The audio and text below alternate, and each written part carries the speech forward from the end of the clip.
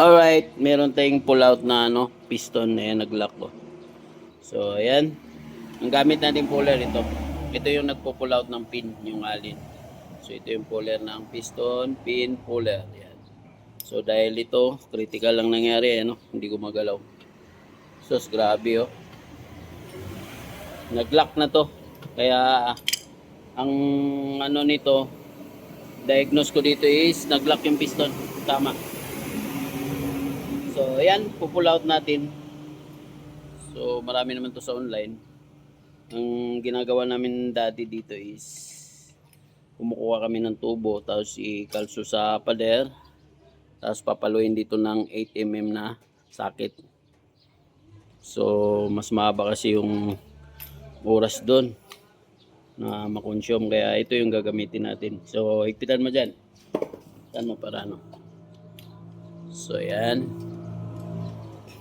Pakita natin sa inyo na mas madali dito.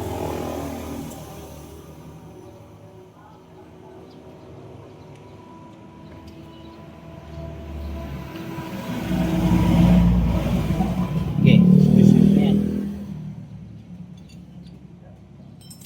Dali, wait. Baliktad.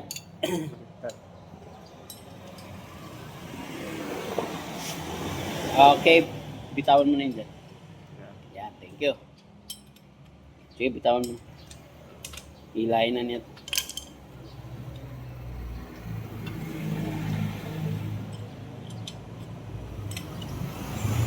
Alright.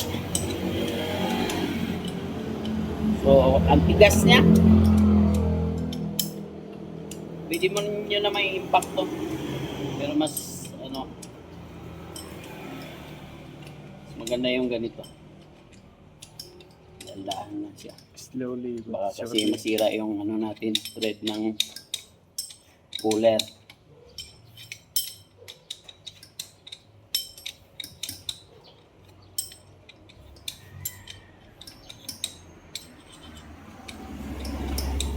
So, ito mas mababa yung time nito. Cut na natin. So, okay. Ito na.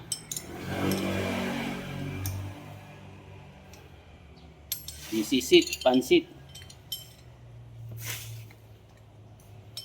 Yan na.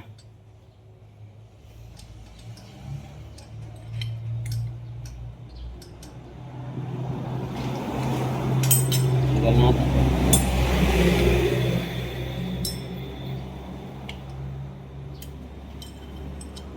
Parang ko yung isa.